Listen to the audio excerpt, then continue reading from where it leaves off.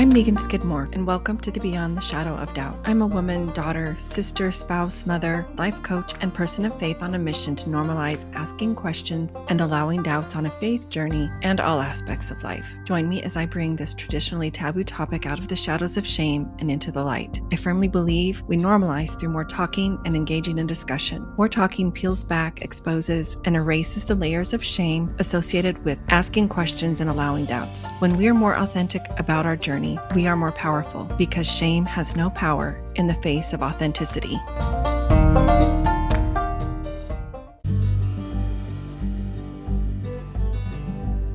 Beyond the Shadow of Doubt podcast is a proud member of the Dialogue Podcast Network, which is part of the Dialogue Journal found at dialoguejournal.com. Founder Eugene England was a Mormon writer, teacher, and scholar who wrote, "My faith encourages my curiosity and awe. It thrusts me out into relationship with all creation and encourages me to enter into dialogue. My hope is that this podcast is an extension of that vision." Hey everyone, welcome to the Beyond the Shadow of Doubt podcast. Today, I am so pleased for you to get to know my guest, Julie Merrill. I first met Julie as I was going through certification at the life coach school. Julie is an amazing life coach who worked and still works there as a life coach. And I reached out to you not too long ago, and you graciously agreed to come and be interviewed. So thank you so much. Welcome. You are so welcome. Thanks for having me. It's so fun. It's a treat to have you. Yeah. So I've already shared with everybody that you're a life coach, and you have been for some time. Mm-hmm. Can you just share a little bit more of your background with us? Kind of tell us about Julie, your family, your origin story, your faith of upbringing, and anything. You bet. I grew up in a small town in Colorado, Durango, Colorado, and grew up and am still an active member of the Church of Jesus Christ of Latter-day Saints. So grew up pretty conservative. Mm-hmm. Went to Rick's College, met my husband there. We went to BYU, lived in Spanish Fork, Utah, Logan, Utah, then Lubbock, Texas for 18 years, and we are currently in Las Vegas, Nevada. So lived in a lot of great places, met a lot of amazing people, and I think we have 5 children.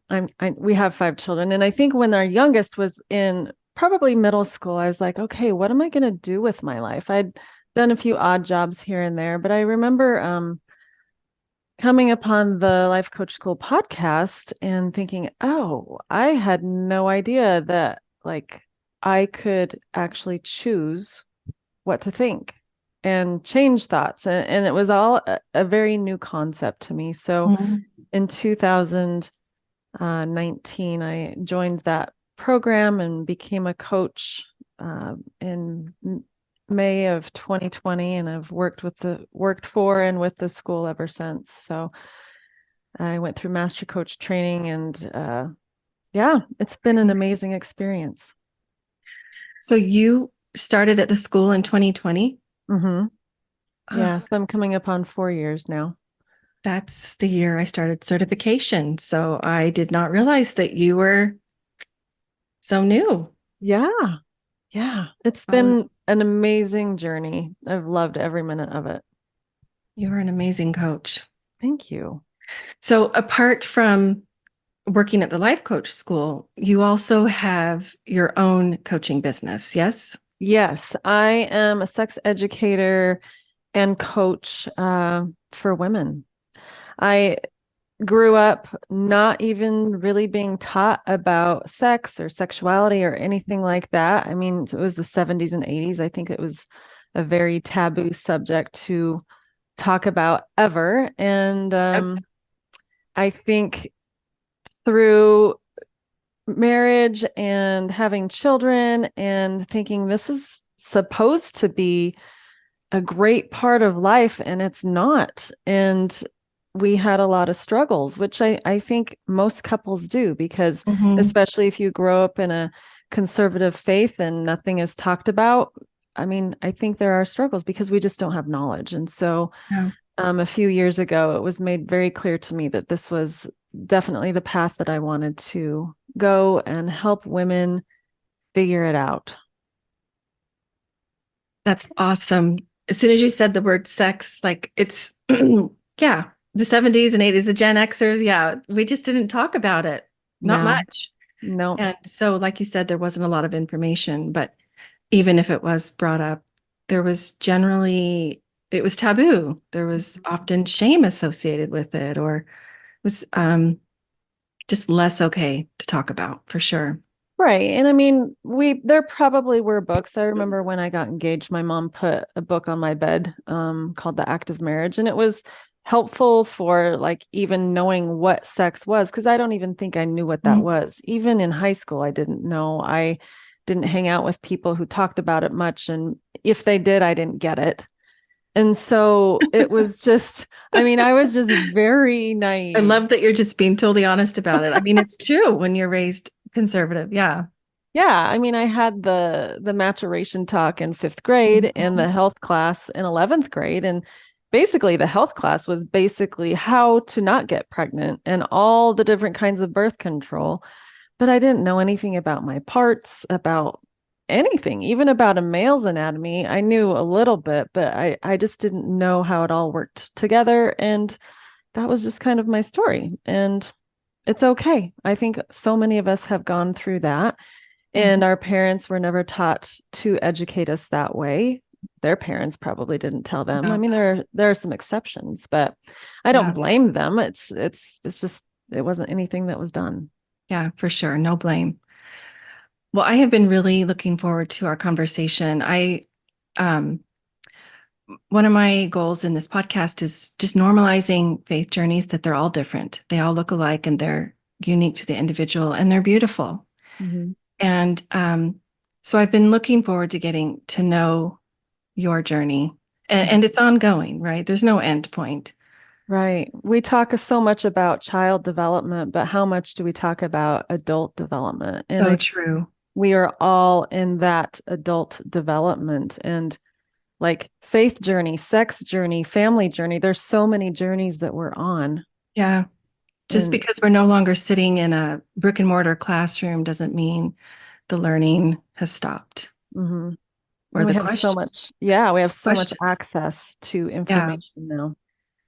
So, one of the things I want to normalize is the role that asking questions Hmm.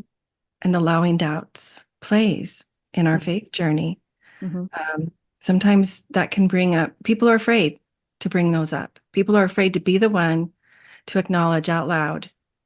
I don't know if that resonates with me. I don't know if I agree with that, or that's not been my experience, Hmm. or that doesn't align for me when specifically talking about um, your faith, right? And I have learned that we all have them, and it doesn't have to be a shameful thing. It doesn't have to mean that we're less of a believer or we're less faithful. Um, as a matter of fact, I mean, I've learned that doubt refines our faith. Doubt is a bridge to that next level of faith. And it doesn't have to mean any of those things unless we're choosing to believe that, right? So, Hmm. when, how have you navigated questions and doubts, or, when different points in your life, when maybe you've been presented with something that you're not sure, you weren't sure about, how did you navigate that? What was your approach? I don't think I learned that was even a thing until my 30s and 40s. I Hmm. mean, I was taught that obedience is the first law of heaven. You know, if you follow what mom and dad say, you'll be blessed, which all was true at that point. But I don't ever think that I was the type of child to question things. I just did what I was told for the most part. I mean, of course, I did things that they probably wouldn't have approved of, but it wasn't until I was much older that I started to question, like, was that the right way to do this or that or believe this or that? And I think doubt can be a space of discomfort, but like you said, it's also a birthplace of growth. Yeah. And really learning that, oh, I get to choose. I can question everything that I was taught from my earliest memories till now and really decide, do I want to believe that? And if I do, why? And if I don't, why? And I think it's a beautiful way to just grow that adult development, like question the things that I was taught just with an open space, no judgment, and just decide, is this something that is really important and that I want to keep believing? So it was difficult, I think, more at the time, but even when I have doubt, I allow myself to be in the doubt because sometimes things just don't make sense. And I'm okay if they don't make sense. Yeah, I love how you have framed that, from the standpoint of mindset work, of thought work. I guess doubt could be a feeling. Mm-hmm. It could also be we could put it as a circumstance and view it as a circumstance, right? Mm-hmm. There's lots of ways we can look at doubt, but I really love what you said about how you gave yourself permission to look at this and decide, do I want to continue to believe this? Or do I not any longer believe this? And, similarly to you, it wasn't until later in life when I really started to give myself or permission or even realize that could be a thing. It was thought work, Mm-hmm. realizing that a belief is a thought. Mm-hmm. And it's a thought that you've thought over and over and over again. And it feels true because you believe it. That doesn't mean it's any less meaningless, but there's no harm and it's actually empowering to examine it. I think there's so much growth to be had, even if you come back and decide to continue believing that original belief. Maybe it looks a Well, little, and it solidifies it. It's like now I have a reason why I want to believe that, where before it was just, yeah. well, parents said so, or this was just what everyone was taught. And which really holds a lot more water for me. It's like, oh, I'm doing this. I'm choosing this. I have that intention, that agency, Hmm. that choice. Yeah. And that solidifies it for me. So in your work with clients, what as a life coach and in your certifications and whatnot, what insight have you gained um, as to the role of questions and doubts, or what influence has this process been placed on you? Yeah, I think questions are so powerful. Wasn't taught to question. I have friends who questioned everything, and I just didn't feel like that was a thing for me to question. And I didn't ever really learn how to question. But I think questions are really a gateway to growth, really asking questions. And in coaching, I mean, that's what I do with my clients. Our sessions are mostly questions, me asking them questions so they Oh, can wow. explore their beliefs, what they think, how they want to proceed. Like, and so many of us have never been asked questions and given the space to answer them and figure them out. So true. That is so powerful. Um, so can you've coached a lot of people, and I'm sure that includes yourself, Mm-hmm. self-coaching, but let's speak to this idea of giving oneself permission, Mm-hmm. right? It's one thing to realize, oh, I can continue to think this way, to, Mm-hmm. keep this belief, or I've learned something new over here. Mm-hmm. What do I want to do with that? Initially, that can be a scary place for some Mm-hmm. people. Right, because Like, it's this wide open space that they've never really been in. mm-hmm, And like with my sexual wellness clients with sex coaching, like I had one client where I was like, what were you taught about sex or chastity or anything like that? And she's like, yeah, don't be the crumbled up piece of paper. I'm like, do you want to believe that is even a thing? And she's like, no, I don't. I was never a crumbled up piece of paper. mm-hmm, or whatever we were taught growing up, to scare us from not having sex before marriage. I mean, what if we had taught it in such a different way where people could just feel like, oh, okay, this is what sex is, and let people like just have their experience. We don't need to shame people, scare people into doing what we think they should do. So in the case of this client, I'm going to say she, I don't know for sure that it was a she, but It could be, I mean, I've probably had 30 or 40 clients who've used that example. So Don't be the chewed this, up piece of gum, the crumbled up piece of paper, the yes, wadded up $20 bill. this client had to come to this place of um, giving themselves permission to no longer view themselves as the chewed gum or the crumpled up paper, Mm-hmm. Yeah. right? They had to come to this place where they allowed that shift Mm-hmm. in their paradigm. Right. Um, why do you think we struggle to give ourselves permission? I think this might be especially true of women. I don't know. I haven't done any research on it, but Yeah. Well, I think we're taught to take care of everyone else, do what everyone Mhm. else needs, and then we kind of get the leftovers.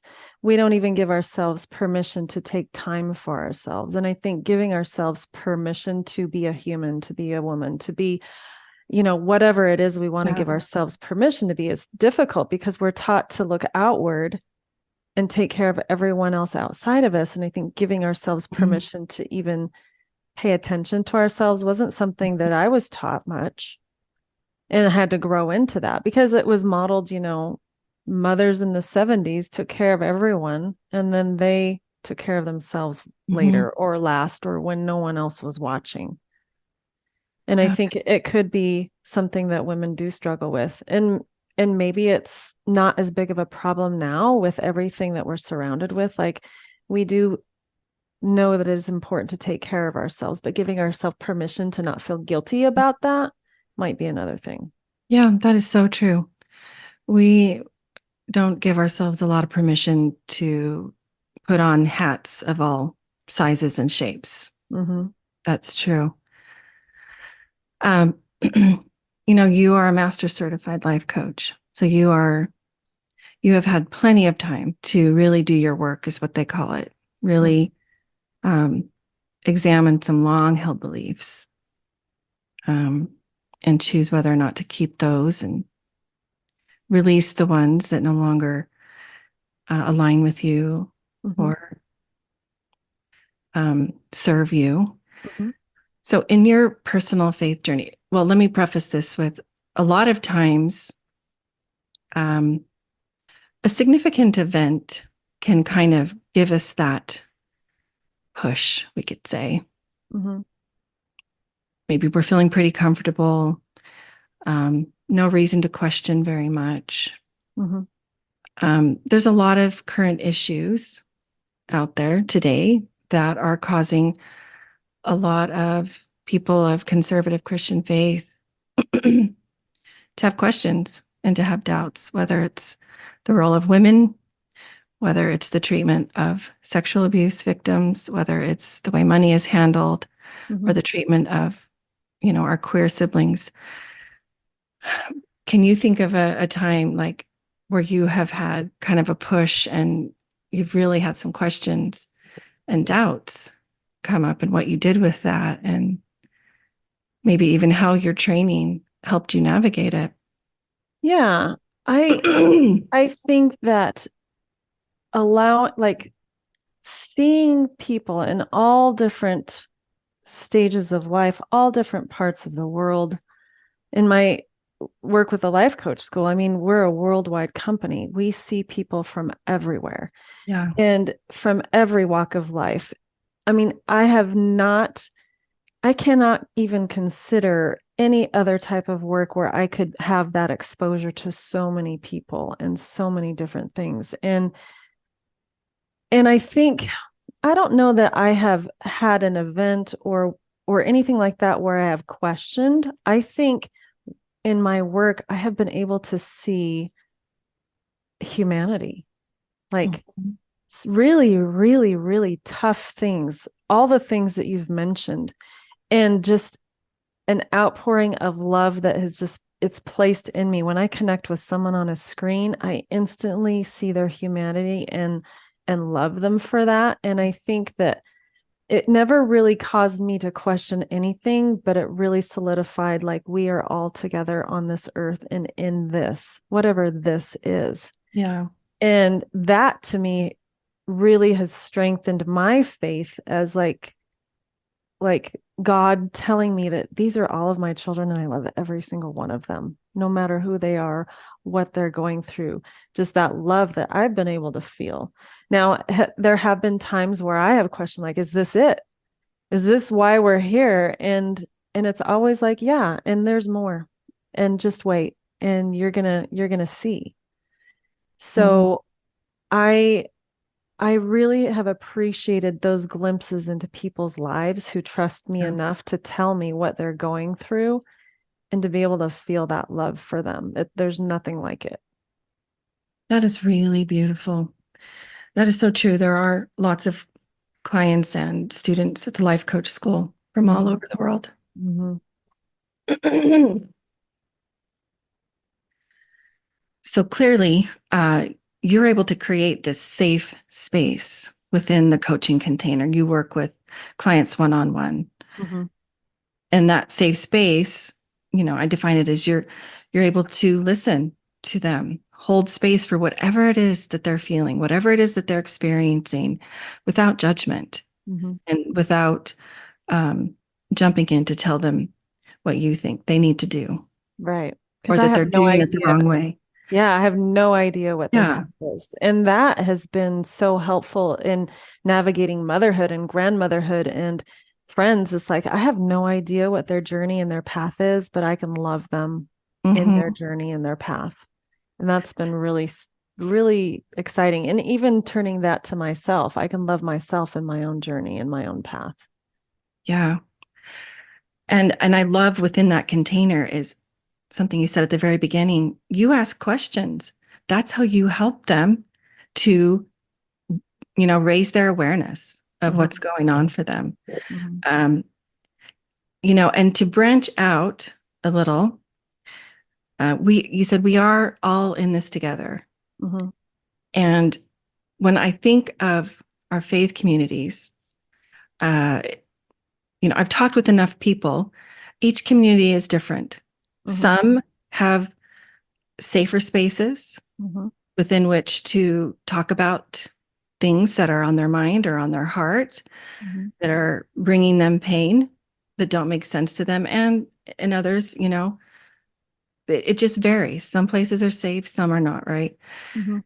And I like to talk about brave spaces. Yeah. And brave spaces are different than safe spaces. You can, um, because I know you're a great life coach, you can ensure that you're going to create a safe space with a client. Yes. You go into a group situation where you're a community, whether it could be a family community, it could be a faith community. You can't guarantee that, right? There's so many moving parts. Mhm. However, we can be brave. Mhm. We can step into whatever it means for us to show up authentically with what we're experiencing. So I would love to know your thoughts on this. You know, where a brave space being a place where we're all called to create something greater Mhm. together. Is that possible? And, how? Like, what are your thoughts on this?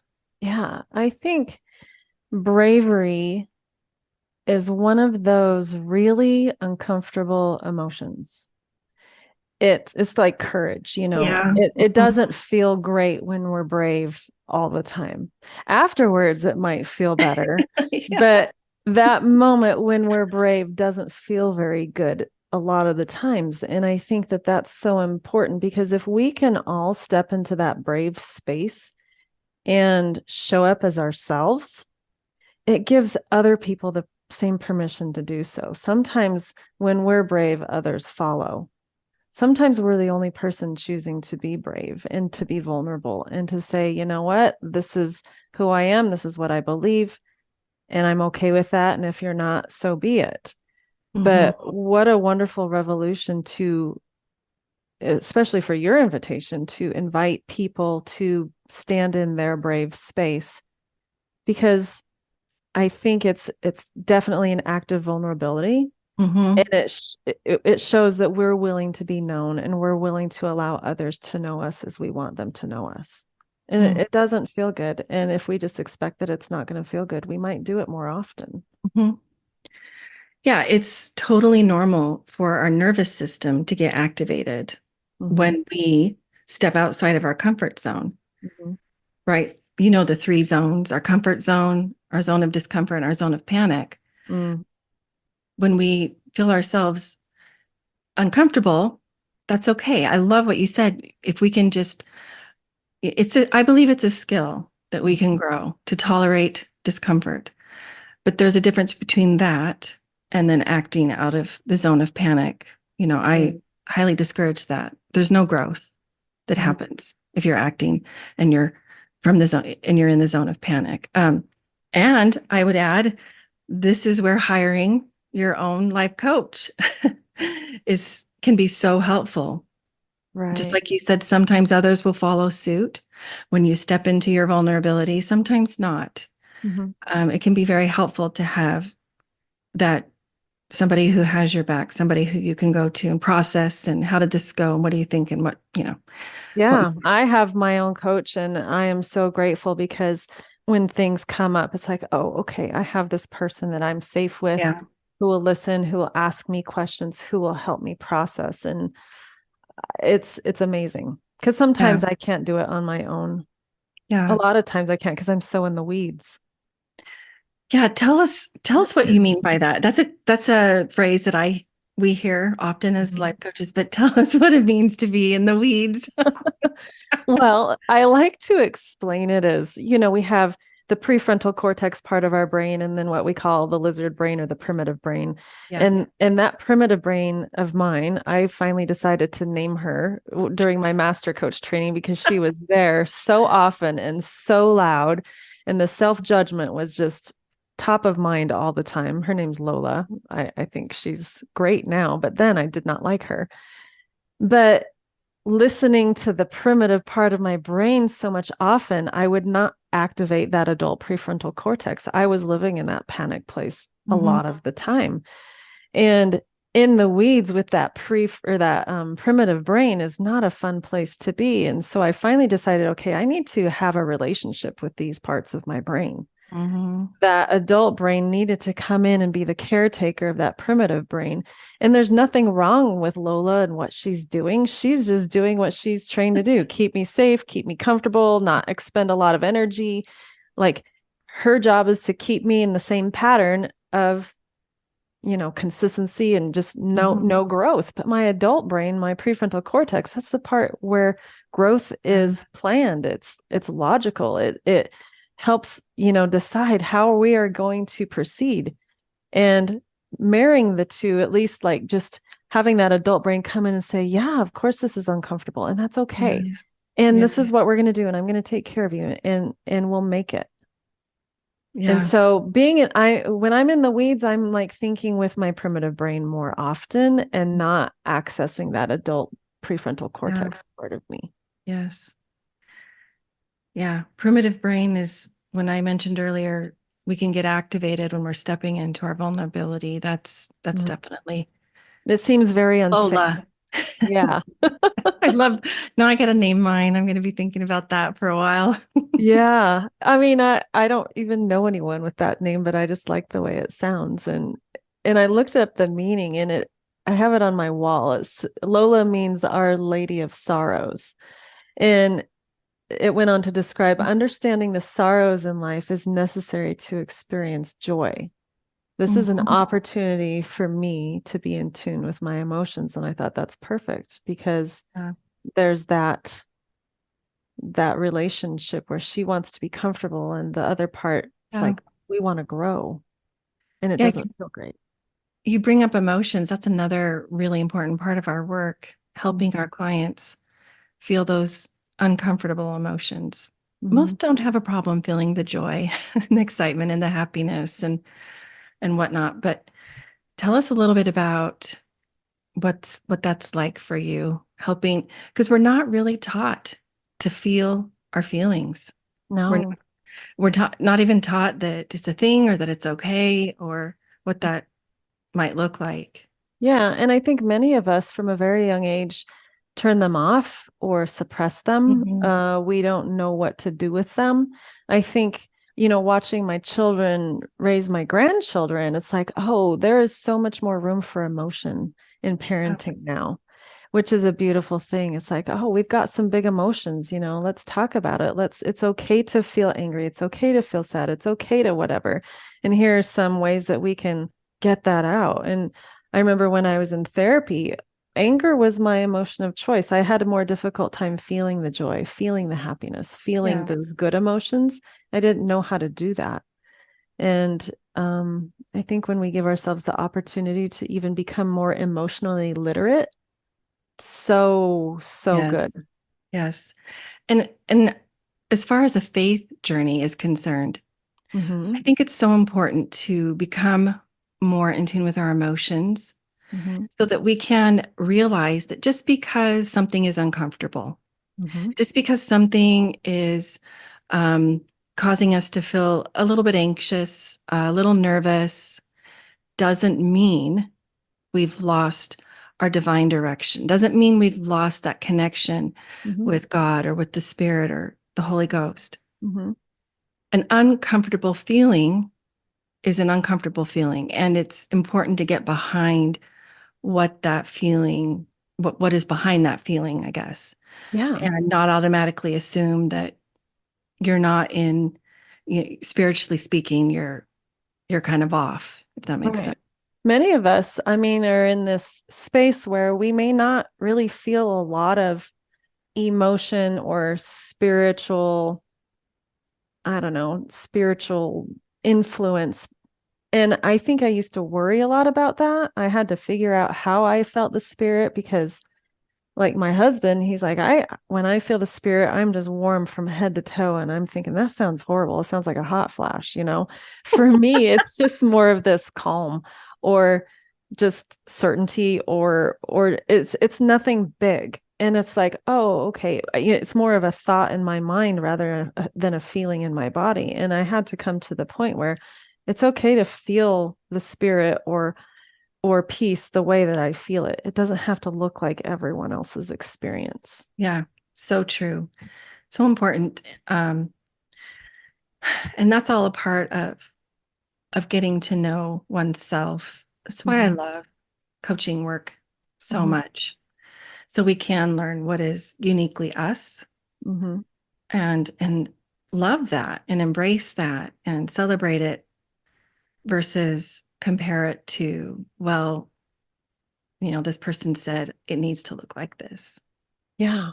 And just having that knowledge that nothing's wrong with me. I am Mhm. not broken. This is the way I receive inspiration or direction or whatever it is. It doesn't have to look like anyone else's. We are all unique human beings who get to do it the way that we've figured out how to do it. Yeah. There's no manual for this.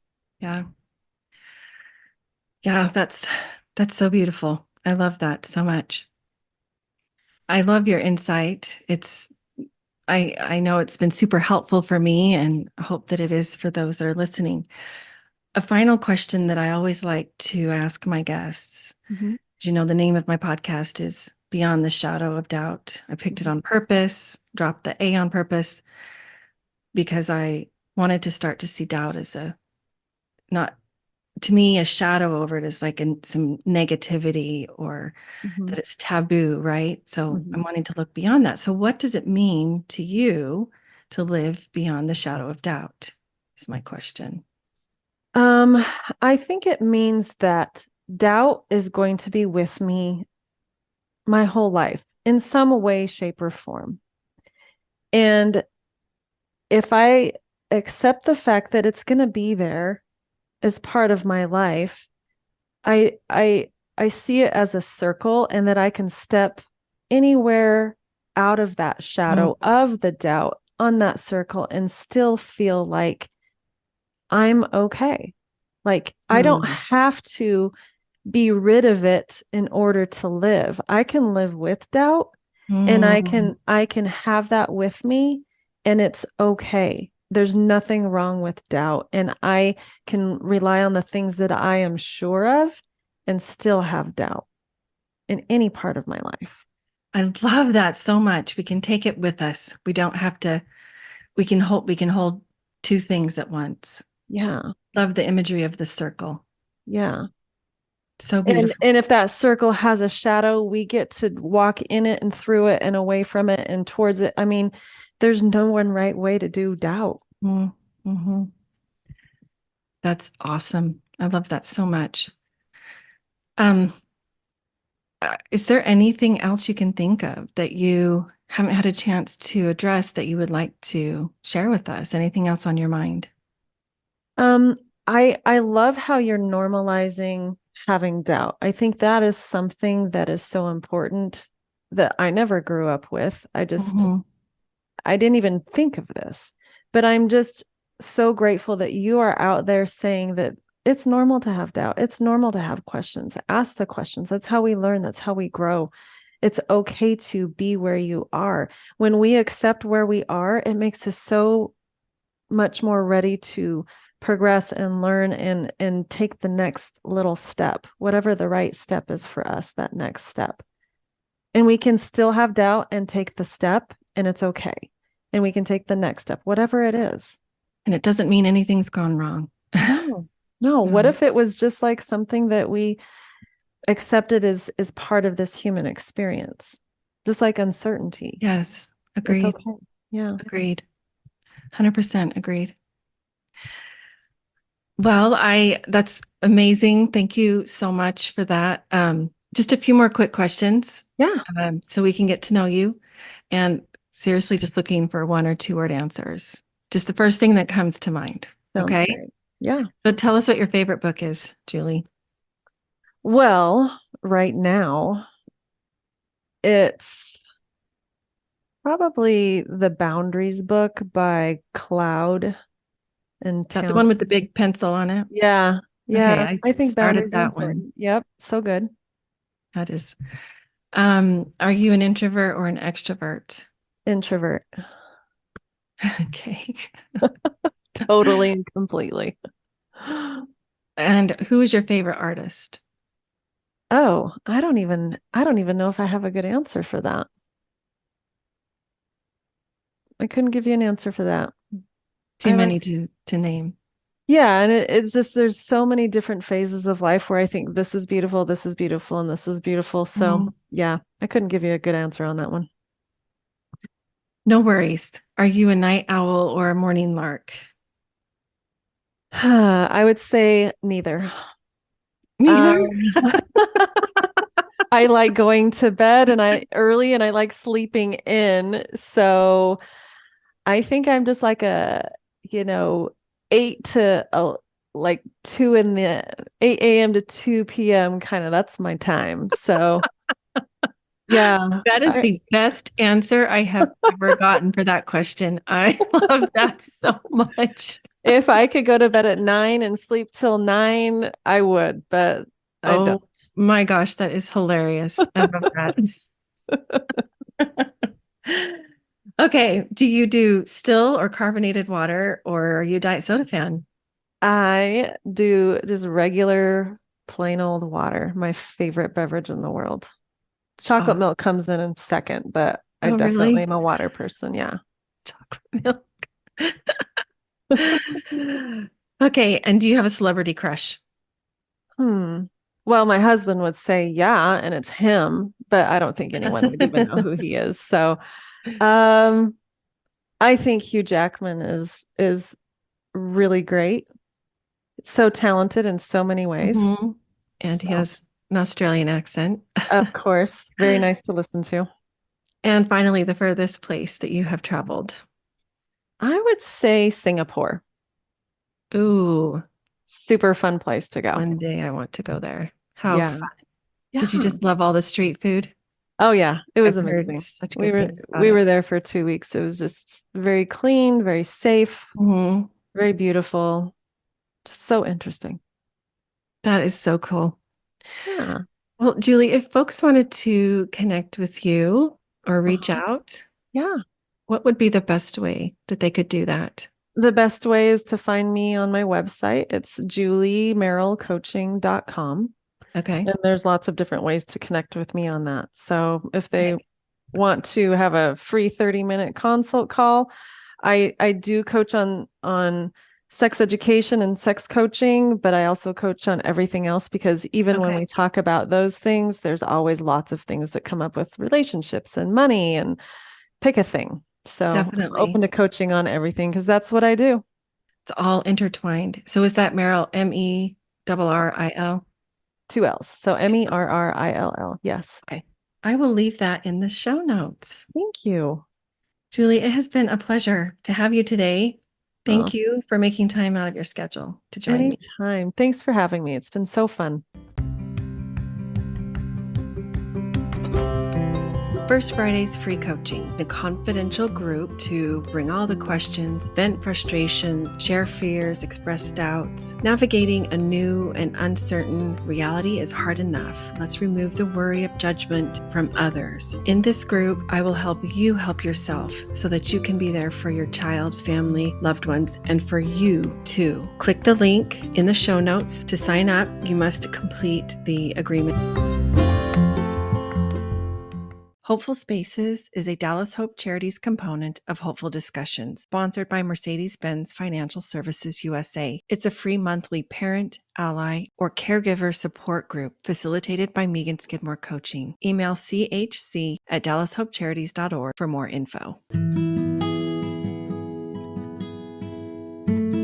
Visit meganskidmorecoaching.com to find this podcast and additional free resources, including the link for a complimentary coaching session. Follow me on Facebook or Instagram for more or to send me a DM. Help the podcast grow. Please follow, review, and share with a friend.